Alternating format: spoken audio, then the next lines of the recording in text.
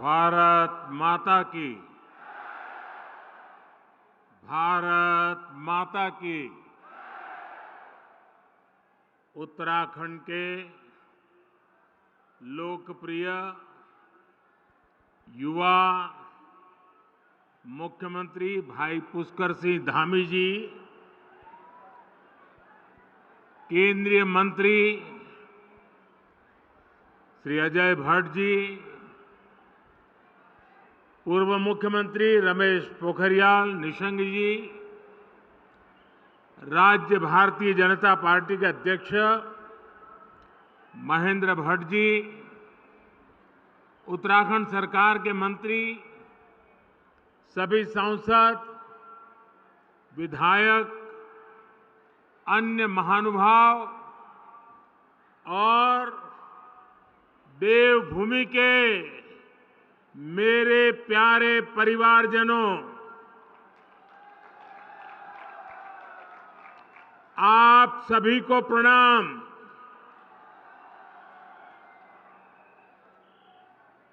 आज तो उत्तराखंड ने कमाल कर दी है जी।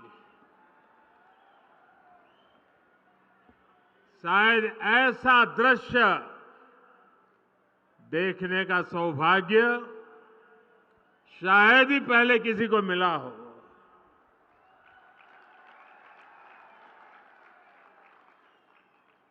आज सुबह से मैं उत्तराखंड में जहां गया, अद्भुत प्यार, अपार आशीर्वाद, ऐसा लग रहा था जैसे स्नेह की गंगा बह रही है।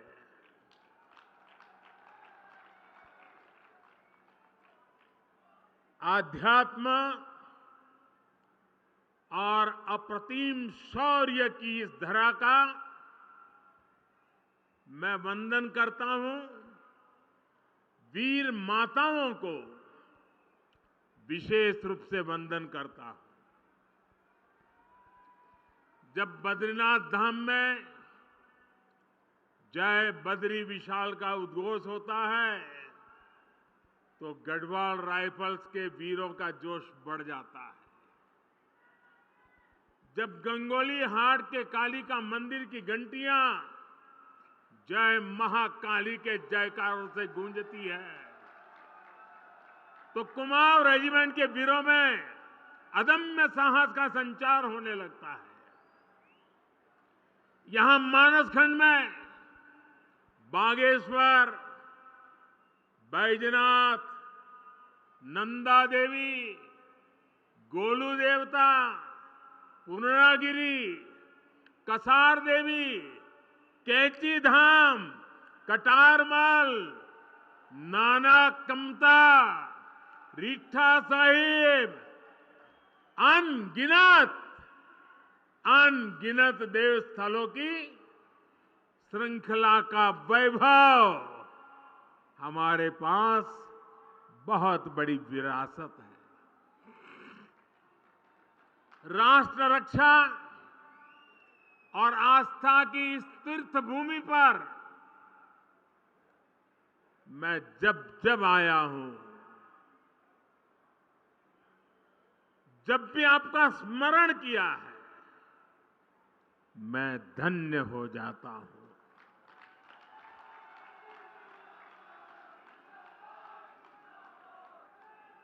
मेरे परिवारजनों,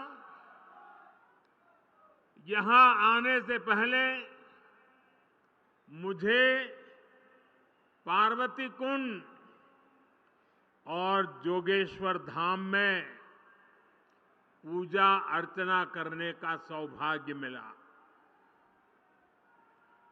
मैंने हर देशवासी के अच्छे स्वास्थ्य और विकसित भारत के संकल्प को मजबूत करने के लिए और मेरे उत्तराखंड के सारे सपने, सारे संकल्प पूरे हो, इसलिए आशीर्वाद मांगा है। कुछ ही देर पहले मेरी मुलाकात हमारी सीमा के प्रहरियों, हमारे जवानों के साथ भी हुई है। मुझे स्थानीय कला और स्वयं सहायता समूहों से जुड़ी हमारे सभी बहनें भाई उनसे भी मिलने का मौका मिला। यानी भारत की संस्कृति, भारत की सुरक्षा, भारत की समृद्धि से जुड़े हुए इन तीनों स्वरूप में इस प्रकार से मेरी ये नए प्रकार की यात्रा भी जुड़ गई। सभी के दर्शन एक साथ हो गए। उत्तराखंड का ये सामर्थ्य अद्भुत है, अतुलनीय है। इसलिए मेरा विश्वास है और ये विश्वास मैंने बाबा केदार के चरणों में बैठ करके व्यक्त किया था। मेरा विश्वास है कि ये दशक उत्तराखंड का दशक होने वाला है और आज मैं आदि कैलाश के चरणों में बैठ करके आया हूं। मेरे उस विश्वास को फिर एक बार दोहराता हूं। उत्तराखंड विकास की नई ऊंचाई पर पहुंचे, आप लोगों का जीवन आसान हो, इसके लिए हमारी सरकार पूरी ईमानदारी से, पूरे समर्पण भाव से और एक ही लक्ष्य लेकर के आज काम कर रही है। अभी यहां 4,000 करोड़ रुपए से अधिक के विकास कार्यों का शिलान्यास और लोकार्पण हुआ है। एक ही कार्यक्रम में 4,000 करोड़ रुपए। मेरे उत्तराखंड के भाई बहन, आप कल्पना कर सकते हैं। मैं आप सभी को इन परियोजनाओं के लिए बहुत बहुत बधाई देता हूं। मेरे परिवारजनों, मेरे लिए ना तो ये रास्ते नए हैं और न ही आप सभी साथी नए हैं। उत्तराखंड में अपनेपन की अनुभूति हमेशा मेरे साथ रहती है और मैं देखता हूं कि आप भी अपनेपन के उसी हक के साथ, उसी आत्मीयता से मुझसे जुड़े रहते हैं। अनेक साथी उत्तराखंड के दूर सुदूर गांव के भी मुझे चिट्ठी लिखते हैं। हर अच्छे बुरे वक्त पर साथ खड़े रहते हैं। परिवार में कोई नए मेहमान का जन्म हुआ हो तो भी मुझे खबर भेजते हैं। बेटी पढ़ाई में कहीं आगे बढ़ी हो तो भी चिट्ठी लिखते हैं। यानी जैसे पूरे उत्तराखंड परिवार का मैं एक सदस्य हूं, वैसे उत्तराखंड मुझसे जुड़ गया है। देश जब कोई बड़ी उपलब्धि हासिल करता है तब भी आप खुशी साझा करते हैं। कुछ सुधार की गुंजाइश अगर कहीं दिखती है तो वो भी आप मुझे बताने में कभी पीछे नहीं रहते। हाल ही में देश ने लोकसभा और विधानसभा में महिलाओं के लिए 33% सीटें आरक्षित करने का बहुत बड़ा ऐतिहासिक फैसला लिया है।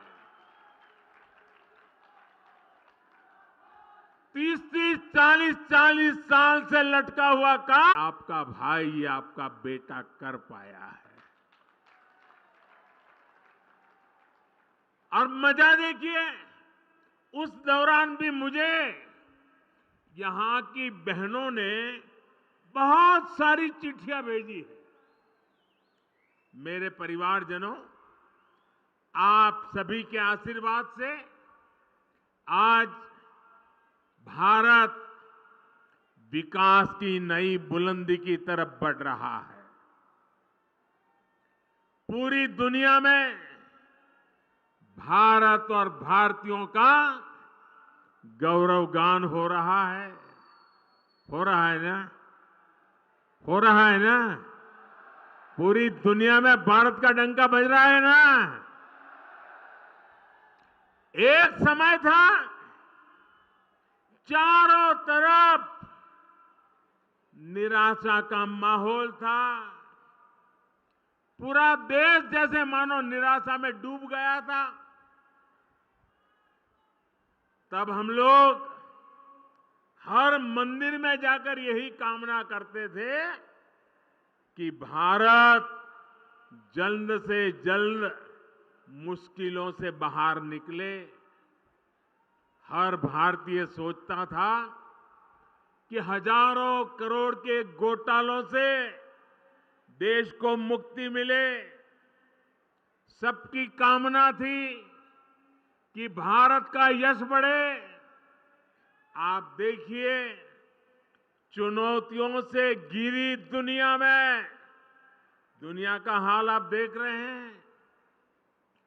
चुनौतियों से घिरी दुनिया में भारत की आवाज कितनी बुलंद होती जा रही है।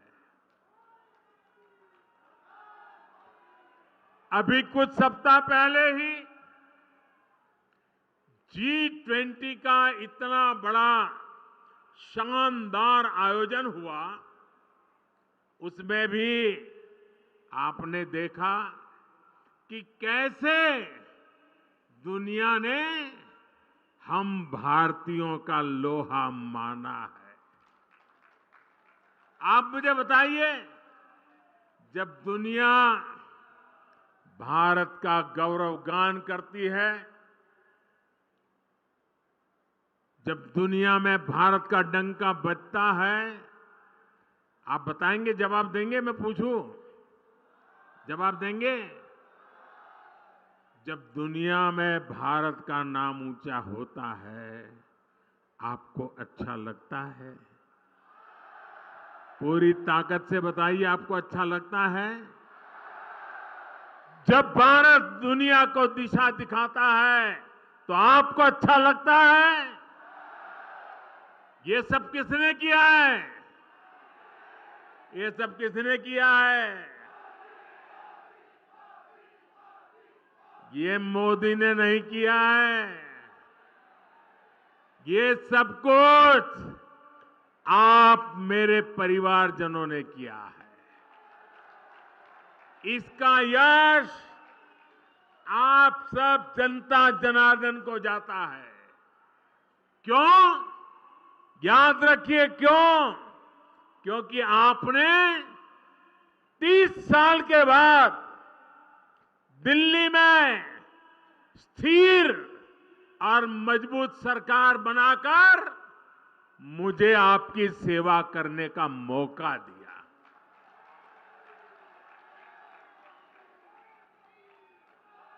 आपके वोट की ताकत है। जब मैं दुनिया के बड़े बड़े लोगों से हाथ मिलाता हूं ना, आपने देखा होगा अच्छों से हो रहा है मामला। लेकिन जब मैं हाथ मिलाता हूं ना, तो बराबर आंख भी मिलाता हूं। और जब मेरी तरफ वो देखते हैं ना, तो मुझे नहीं देखते हैं, 140 करोड़ हिंदुस्तानियों को देखते हैं।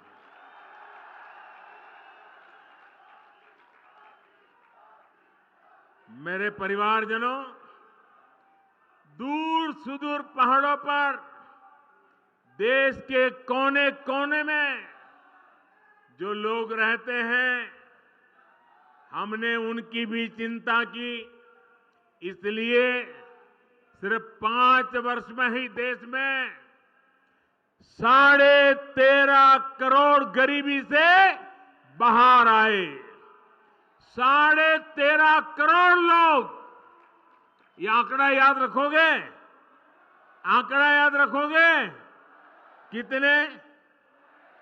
13.5 करोड़ लोग गरीबी से बाहर 5 साल में आना, ये अपने आप में दुनिया अचरज कर रही है।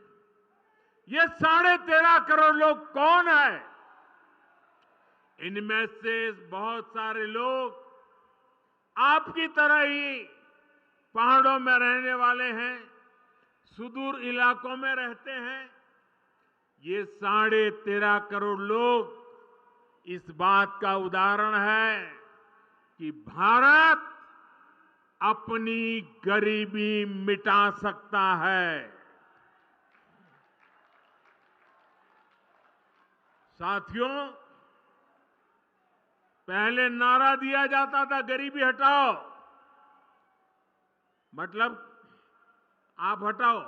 उन्होंने कह दिया गरीबी हटाओ। मोदी कह रहा है हम मिलकर के गरीबी हटा के रहेंगे। हम ओनरशिप लेते हैं, जिम्मेवारी लेते हैं और जी जान से जुड़ जाते हैं। आज हर क्षेत्र, हर मैदान में हमारा तिरंगा ऊंचे से ऊंचा लहरा रहा है। हमारा चंद्रयान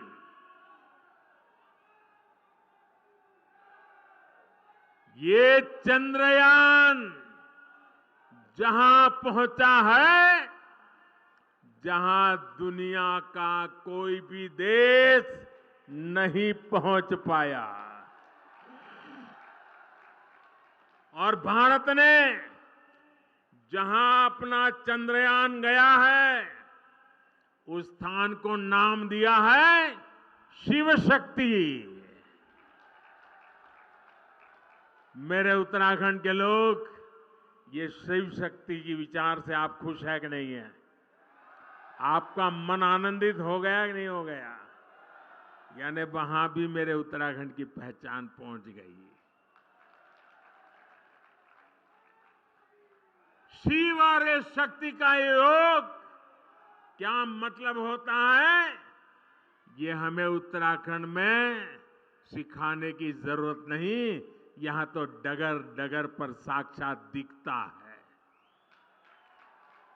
साथियों, स्पेस में ही नहीं, स्पोर्ट्स में भी भारत का दम आज दुनिया देख रही है। हाल में एशियाई खेल समाप्त हुए हैं। इसमें भारत ने इतिहास के सारे रिकॉर्ड तोड़ दिए हैं। पहली बार भारत के खिलाड़ियों ने सेंचुरी लगाई, 100 से ज्यादा मेडल जीतने का रिकॉर्ड बनाया है। और आप जरा जोर से ताली बजाना। एशियन गेम्स में उत्तराखंड के भी 8 बेटे बेटियां अपना दमखम दिखाने गए थे। और इसमें हमारे लक्ष्य सेन की टीम ने भी मेडल जीता और वंदना कटारिया की हॉकी टीम ने भी शानदार मेडल देश को दिया है। एक काम करेंगे, ये उत्तराखंड के बच्चों ने कमाल की है। एक काम करेंगे अपना मोबाइल फोन बाहर निकालिए, मोबाइल निकाल करके उसके फ्लैश चालू करिए और उन सबको, ये खिलाड़ियों का अभिनंदन कीजिए अपना फ्लैश लाइट करके। सब अपना मोबाइल फोन निकाल के फ्लैश लाइट करके, शाबाश।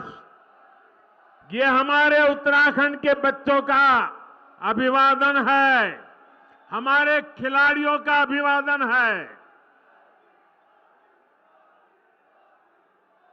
मैं फिर से एक बार देवभूमि के मेरे इन युवा बेटे बेटियों को, इन खिलाड़ियों को फिर से अपनी बधाई देता हूं। और आपने भी आज एक नया रंग भर दिया। साथियों, बैठिए, बहुत आभारी हूं मैं आपका।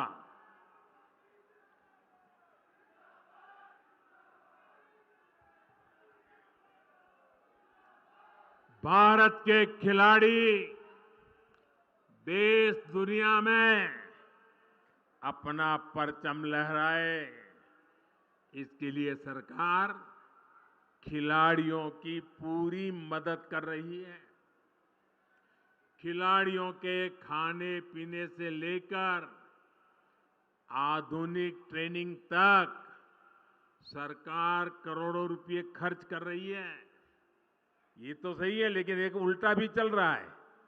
सरकार तो कर रही है, लेकिन लक्ष्य का जो परिवार है ना, और लक्ष्य जो है वो मुझे हमेशा जब विजयी होता है तो आपकी बाल मिठाई लेकर के आता है।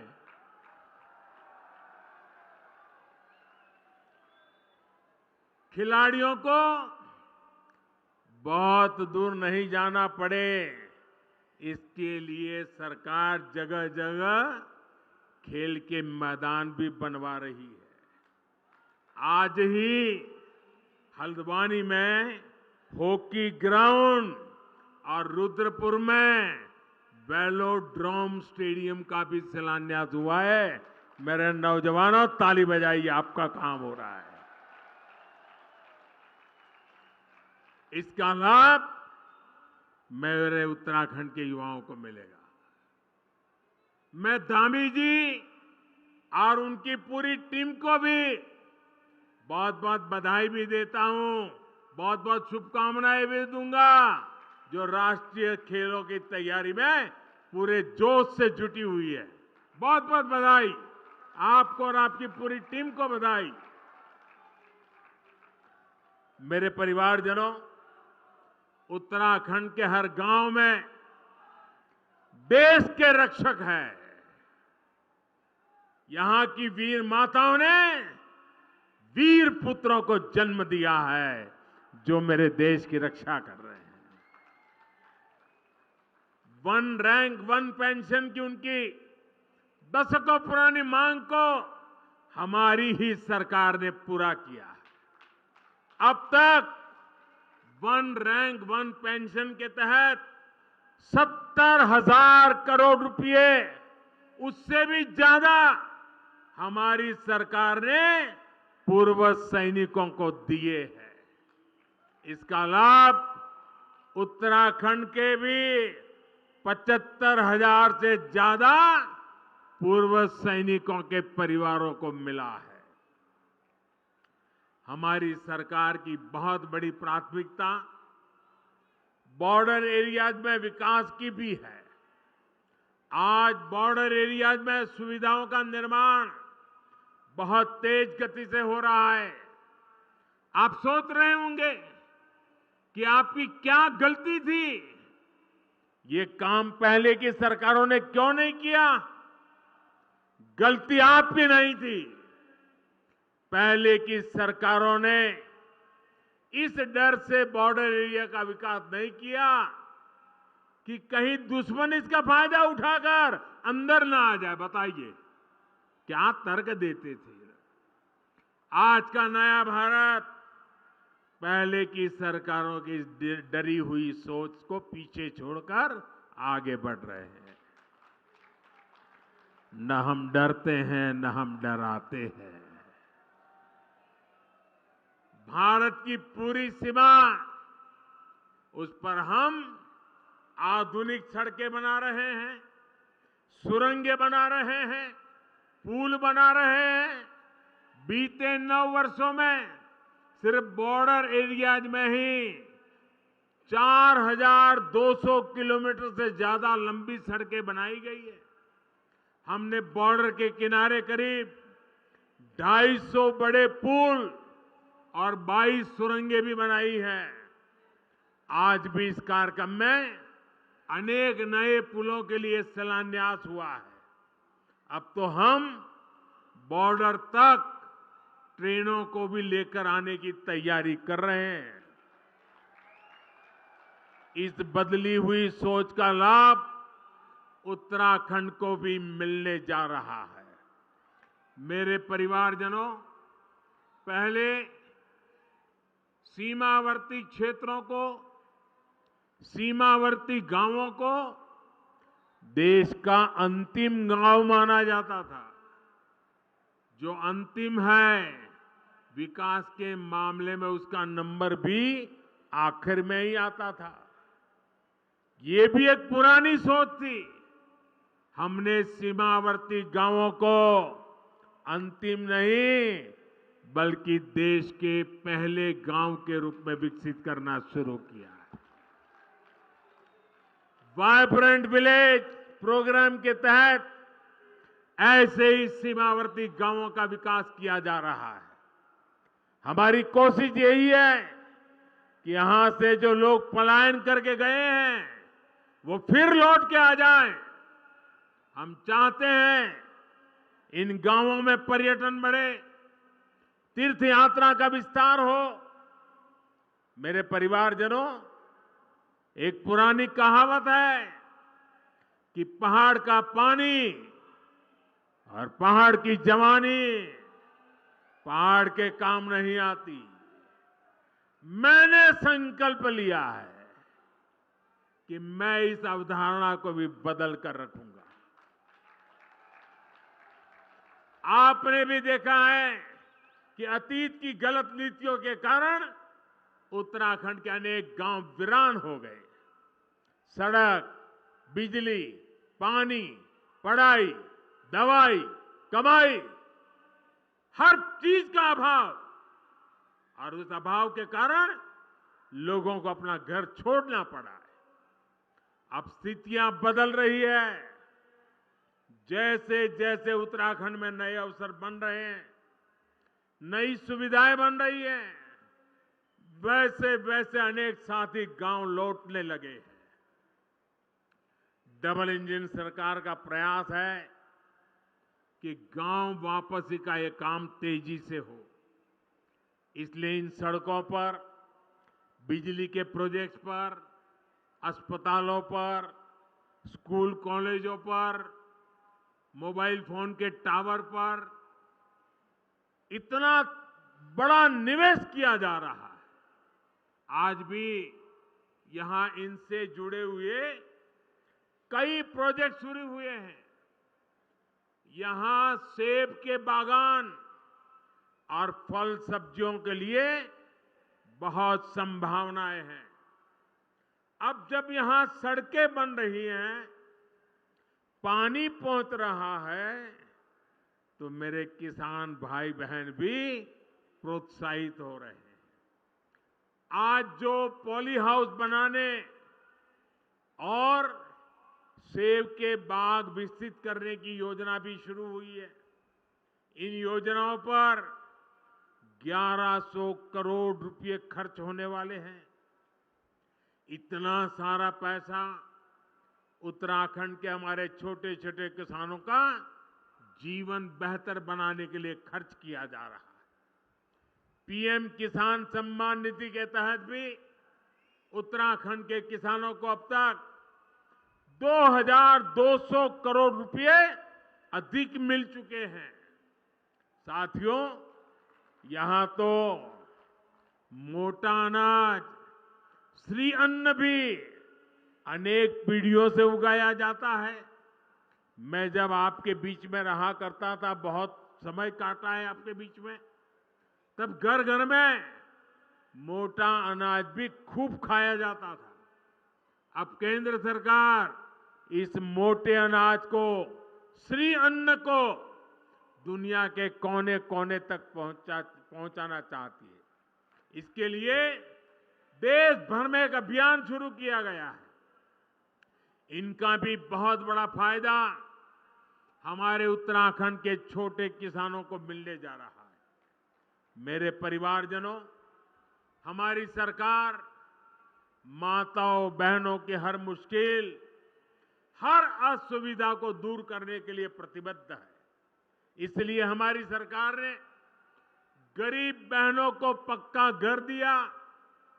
हमने बहनों बेटियों को शौचालय बनाकर दिया, गैस कनेक्शन दिए, बैंक में खाता खुलवाया, मुफ्त इलाज जो किया, मुफ्त राशन आज भी चल रहा है ताकि गरीब का घर का चूल्हा जलता रहे। हर घर जल योजना के तहत उत्तराखंड में 11 लाख परिवारों की बहनों को पाइप से पानी की सुविधा मिल रही है। अब बहनों के लिए एक और काम किया जा रहा है। इस साल लाल किले से मैंने महिला स्वयं सहायता समूहों को ड्रोन देने की घोषणा की है। ड्रोन के माध्यम से खेतों में दवा, खाद, बीज ऐसे अनेक काम किए जा सकेंगे। अब तो ऐसे ड्रोन भी बनाए जा रहे हैं कि फल सब्जियों को निकट की सब्जी मंडी तक पहुंचा सके। पहाड़ में ड्रोन से दवाओं की डिलीवरी भी तेजी से करा सके।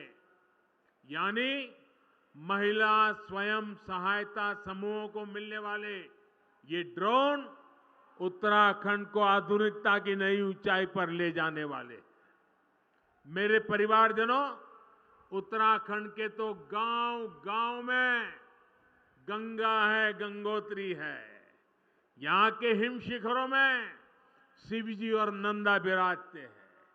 उत्तराखंड के मेले, कौथिग, थौल, गीत संगीत, खान पान अपनी विशिष्ट पहचान रखते हैं। पांडव नृत्य, छोलिया नृत्य, मांगल गीत, फुलदेई, हरेला, बघवाल और रम्माण जैसे सांस्कृतिक आयोजन से ये धरती समृद्ध है।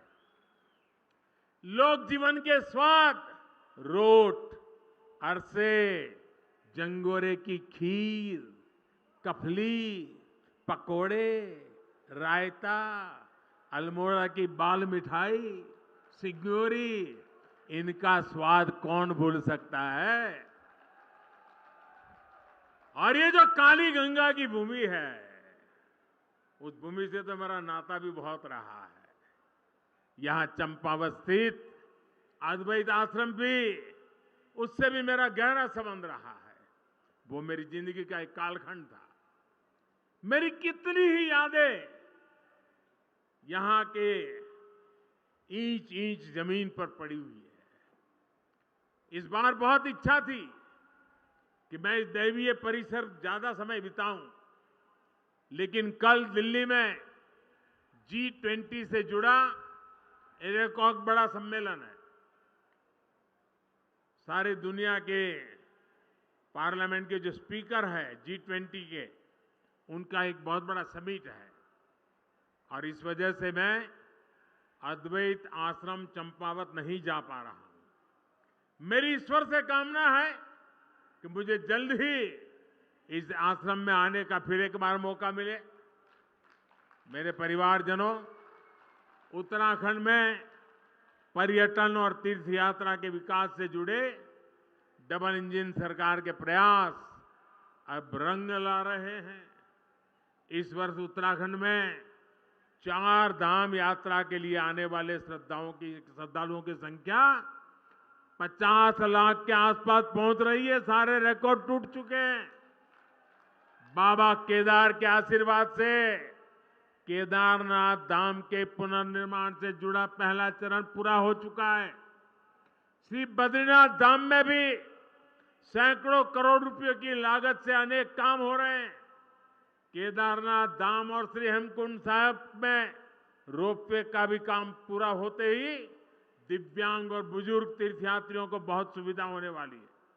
हमारी सरकार केदारखंड के साथ साथ, और मैं आज इसलिए यहाँ आया हूं, मुझे मानस खंड को भी उस ऊंचाई पर ले जाना है। केदारखंड और मानस खंड की कनेक्टिविटी पर भी हम बहुत बल दे रहे हैं। जो लोग केदारनाथ बद्रीनाथ धाम जाते हैं वे जोगेश्वर धाम, आदि कैलाश और ओम पर्वत भी आसानी से आ सके, ये प्रयास किया जा रहा है। आज जो ये मानसखंड मंदिर माला मिशन शुरू हुआ है, उससे भी कुमाऊं के अनेक मंदिरों तक आना जाना आसान होगा। मेरा अनुभव कहता है कि जो लोग बद्रीनाथ और केदारनाथ आते हैं वे भविष्य में इस और जरूर आएंगे। उनको इसी क्षेत्र का पता नहीं है और आज जरूर वीडियो जब टीवी पर देखेंगे ना, ये मोदी चक्कर काट के आया है, आप देख लेना, हर एक को करेगा यार, कुछ तो होगा।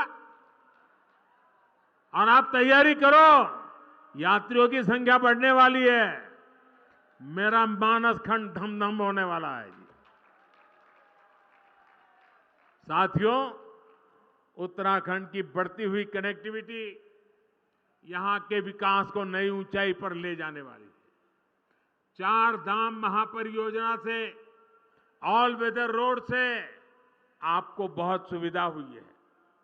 ऋषिकेश कर्णप्रयाग रेल परियोजना पूरी होने के बाद तो पूरे क्षेत्र का कायाकल्प हो जाएगा।